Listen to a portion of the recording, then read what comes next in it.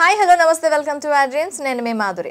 ఆంధ్రప్రదేశ్లో ఎలక్షన్స్ వస్తున్నాయి, different surveys కూడా ముందుకు వస్తున్నాయి. ఒక్కొక్క పార్టీకి వారు చేయించుకున్న సర్వేల ప్రకారం వాళ్ళకి రిజల్ట్స్ అయితే వస్తున్నాయి.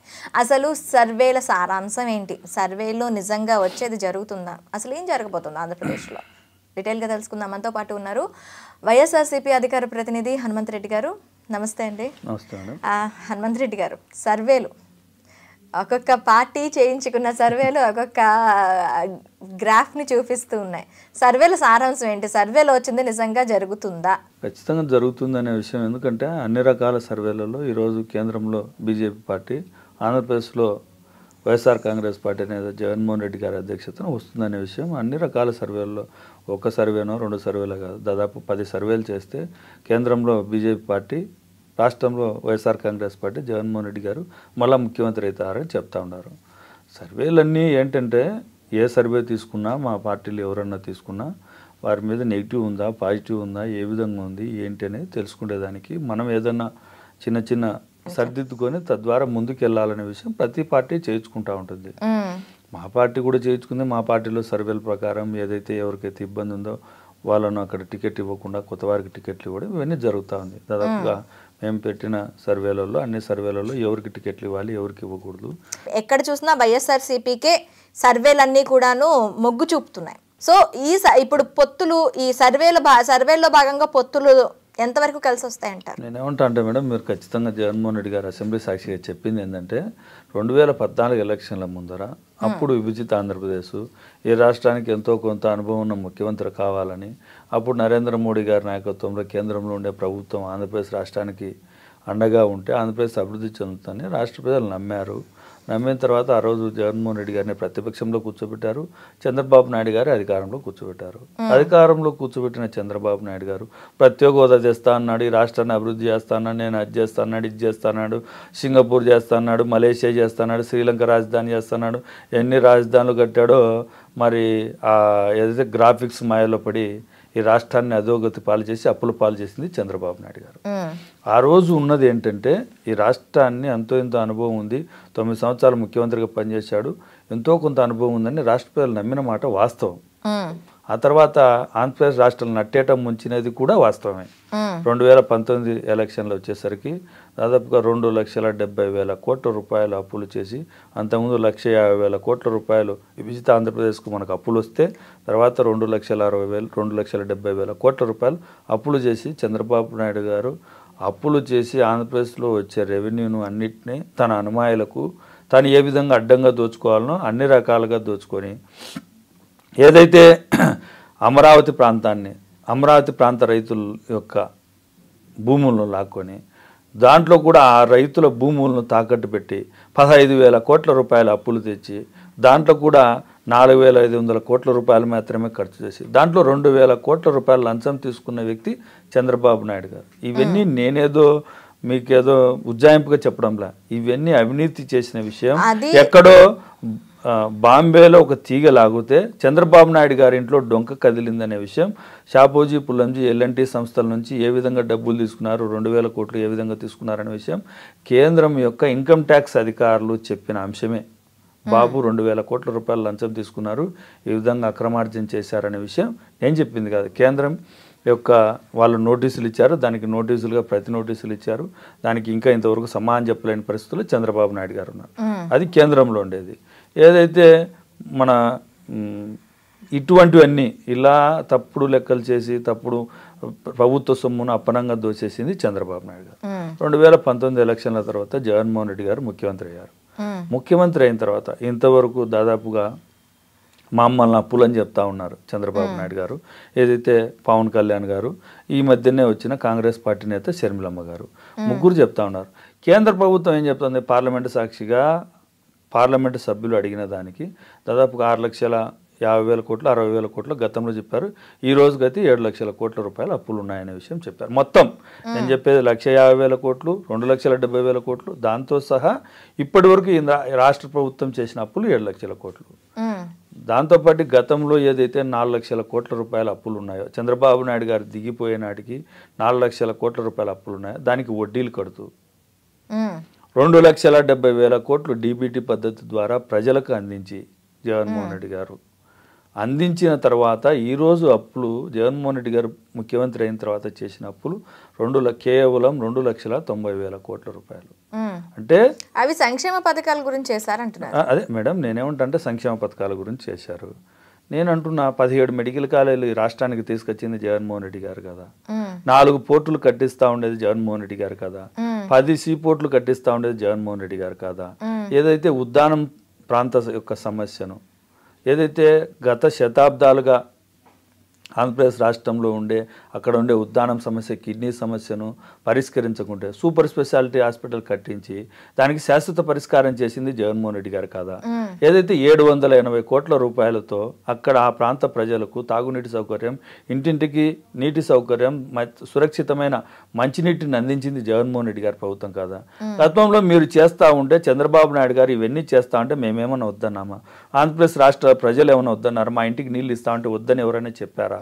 హాస్పిటల్ కట్టిస్తా అంటే వద్దని చెప్పారా? విభజిత ఆంధ్రప్రదేశ్కి ఏదైతే కేంద్రం నుంచి రావాల్సిన నిధులను రాబట్టకుండా చంద్రబాబు నాయుడు గారు చేసిన ప్రతిసారి ఢిల్లీకి వెళ్ళి జగన్మోహన్ రెడ్డి గారిని అరెస్ట్ చేయమని అడిగాడు తప్ప ఆంధ్రప్రదేశ్ రాష్ట్రానికి నిధులు కావాలని ఏ రోజైనా అడగలేదు. మేము ఎక్కడ పొత్తులో లేం బీజేపీ పార్టీతో, కేంద్రంలో ఉండే ప్రభుత్వంతో మేము పొత్తులో లేం. ఏదైతే పోలవరానికి రావాల్సిన నిధులు రాబట్టింది జగన్మోహన్ రెడ్డి గారు. దాదాపు ఆర్థిక లోటు 19,000 కోట్ల రూపాయలు, 4,000 కోట్ల రూపాయలు వాళ్ళు తీసుకొని వస్తే దాదాపు 13,000 కోట్ల రూపాయలు సాధించింది జగన్మోహన్ రెడ్డి గారు. అంటే రాష్ట్రానికి రావాల్సిన, కేంద్ర ప్రభుత్వం నుంచి రావాల్సిన విభజిత ఆంధ్రప్రదేశ్లో ఏదైతే చట్టంలో ఉన్న అంశంలో దాంట్లోకి రావాల్సిన ఏదైతే ఉందో దాన్ని తీసుకొచ్చింది జగన్మోహన్ రెడ్డి గారు.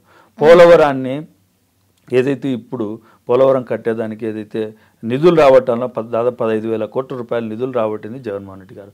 ఇదంతా అభివృద్ధి కాదా అని అడుగుతా ఉన్నా.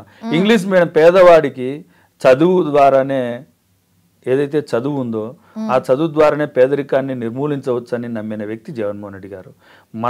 నాకు తెలిసి సామాన్యులైనా, మధ్యతరగతి కుటుంబాలైనా, పేదవారైనా తన పిల్లలను మంచిగా చదివించుకోవాలా, మంచిగా వైద్యం చేయించాలా, ఆరోగ్యం మంచిగా చూసుకోవాలనే దిశగా ప్రతి ఒక్క కుటుంబం ఆలోచిస్తుంది. ఈ కుటుంబ పెద్దగా, ఆంధ్రప్రదేశ్ రాష్ట్రంలోని కుటుంబ పెద్దగా జగన్మోహన్ రెడ్డి గారు ఆలోచన విధానం ఏంటంటే ఖచ్చితంగా పేద ప్రజలకు అందరికీ ఉచితంగా విద్యా వైద్యం అందించాలనే దిశగా ప్రభుత్వ పాఠశాలను ఇంగ్లీష్ మీడియం స్కూళ్ళుగా చేసి, ఏదైతే ఆ స్కూళ్ళను అభివృద్ధి చేసి అక్కడ ఉండే వాళ్ళకు మంచి భోజనం పెట్టి మంచి పౌష్టిక ఆహారం అందిస్తూ పిల్లలను మంచిగా చదివించాలా, వాళ్ళతో పాటు అమ్మఒడి ఇచ్చి, ఏదైతే ఇంటికి కొంతమంది ఏదైతే ఇంట్లో నుంచి తల్లిదండ్రులు ఏదో చదివితే ఏమొస్తుంది, పనికి పోతే డబ్బులు వస్తాయి, ఆ కుటుంబం గడుస్తుందనే విషయాన్ని తెలుసుకొని ఏదైతే తన సుదీర్ఘమైన పాదయాత్రలో ఆ సమస్యలు తెలుసుకొని 15,000 రూపాయల అమ్మఒడి ద్వారా ఆ పిల్లలను మంచిగా చదివించాలనే దిశగా జగన్మోహన్ రెడ్డి గారు పనిచేస్తున్నారు. ఇది అంతా అభివృద్ధి కాదా అని అడుగుతున్నా. ఇంగ్లీష్ మీడియం పేదవాడు పెత్తందారులు అంటే అంటే డబ్బున్న వారి పిల్లలు ఏదైతే ప్రైవేట్ స్కూళ్ళలో ఇంగ్లీష్ మీడియం స్కూల్లో చదువుతూ ఉన్నారో అదేవిధంగా పేదవారికి కూడా గవర్నమెంట్ స్కూల్లో ఇంగ్లీష్ మీడియం తీసుకొచ్చింది జగన్మోహన్ రెడ్డి గారు కాదా? నేను మిమ్మల్ని తెలుగుదేశం పార్టీని, లేకుంటే జనసేన పార్టీని, కాంగ్రెస్ పార్టీని ముగ్గురిని పిలుస్తా ఉన్నా, మీడియా సాక్షిగా పిలుస్తా ఉన్నా. ఏదైతే ప్రైవేట్ స్కూల్ అని చెప్పుకొని తిరుగుతారు, లక్షలు ఫీజులు గుంజుతున్నారో ఆ ప్రైవేట్ పాఠశాలను పోయి చూద్దాం, ప్రభుత్వ పాఠశాలను చూద్దాం, ఎక్కడ ఎమ్యూనిటీస్, ఎక్కడ సౌకర్యాలు ఎక్కువ ఉన్నాయో చూద్దాం.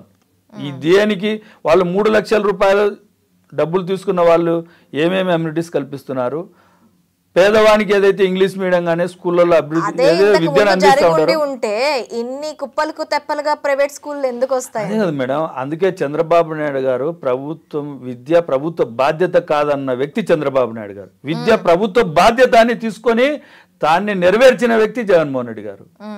వ్యవసాయం దండగా అన్న ముఖ్యమంత్రి చంద్రబాబు నాయుడు గారు. వ్యవసాయాన్ని పండగ చేయాలని వ్యవసాయ రైతులకు ప్రతి ఒక్కరికి రైతు భరోసా ద్వారా దాదాపు 12,500 రూపాయలే జగన్మోహన్ రెడ్డి గారు చెప్తే 50,000 రూపాయలు చెప్తే ఈరోజు 67,500 రూపాయలు ప్రతి రైతు అకౌంట్లో డబ్బులు వేసింది జగన్మోహన్ రెడ్డి గారు.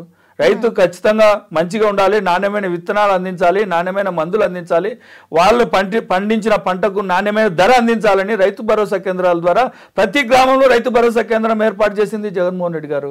ప్రతి ఊరికి గ్రామీణ హెల్త్ సెంటర్లు తీసుకుపోయింది Jaganmohan Reddy garu. Family doctor concept తీసుకుపోయింది జగన్మోహన్ రెడ్డి గారు.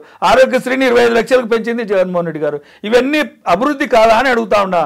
ఏదైతే అభివృద్ధి లేదు జగన్మోహన్ రెడ్డి గారిని విమర్శిస్తున్నారో వాళ్ళందరికీ చెప్తా ఉన్నా, ఇవన్నీ అభివృద్ధి కాదా? ఏ గ్రామానికైనా ప్రతి కుటుంబాన్ని అడుగు, గ్రామంలో అభివృద్ధి జరిగితేనే ఓటేమని అడుగుతా ఉన్నాం. మీరు అడిగే పరిస్థితి ఉందా అంటున్నా. 14 సంవత్సరాలు ముఖ్యమంత్రిగా పనిచేసిన చంద్రబాబు నాయుడు గారు నేను చేసిన అభివృద్ధిని చూసి ఓటేయండి, నేను 2014 నుంచి 2019 వరకు ఏదైతే పరిపాలన అందించానో ఆ పరిపాలన తిరిగి తీసుకొస్తానని చెప్పండి. లేదు, జగన్మోహన్ రెడ్డి గారు ఇస్తున్న సంక్షేమ కార్యక్రమాలను నేను ఎక్కడ ఆపను, ఖచ్చితంగా నేనే చేస్తాను, సైకో అని చెప్తాను. ఎవరు సైకో మేడం? రాష్ట్రాన్ని అప్పుల పాలు చేసింది చంద్రబాబు నాయుడు గారు, ఆయన సైకోనా?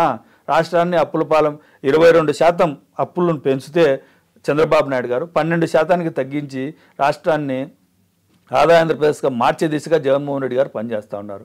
గతంలో చంద్రబాబు నాయుడు గారు 9 సంవత్సరాల ఆంధ్రప్రదేశ్ ఉమ్మడి ఆంధ్రప్రదేశ్ను పరిపాలిస్తే అప్పుల ఆంధ్రప్రదేశ్గా చేసింది చంద్రబాబు నాయుడు గారు. ఆ తర్వాత వచ్చినటువంటి డాక్టర్ వైఎస్ రాజశేఖర రెడ్డి గారు 2004 నుంచి 2009 వరకు అప్పుల ఆంధ్రప్రదేశ్ను ఆదాయ ఆంధ్రప్రదేశ్గా మార్చింది డాక్టర్ వైఎస్ రాజశేఖర రెడ్డి. ఖచ్చితంగా ఈ అభివృద్ధి అంతా కూడాను ఈ సర్వేలో తేటతెల్లం అయిందంటారు. అంతే కదా మేడం.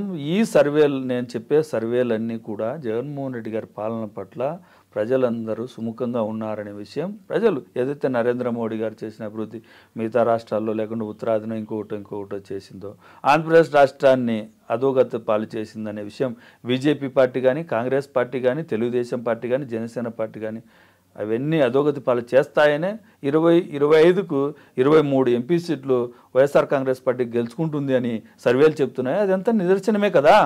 ఏదైతే నరేంద్ర మోడీ గారికి దేశవ్యాప్తంగా ఎంపీ సీట్లు వస్తుంటే ఆంధ్రప్రదేశ్ రాలేదంటే ఆంధ్రప్రదేశ్ను బీజేపీ పార్టీ అశ్రద్ధ చేసిందనే కదా నేను చెప్తా ఉండేది. దానికే కదా నిదర్శనం. ఏ పార్టీకైనా సీట్లు వస్తున్నాయంటే ఏంటి? ఆంధ్రప్రదేశ్ను కాపాడేది జగన్మోహన్ రెడ్డి గారు ఒక్కరే అనే విషయం ఈ సర్వేల ద్వారా తెలుస్తా ఉంది.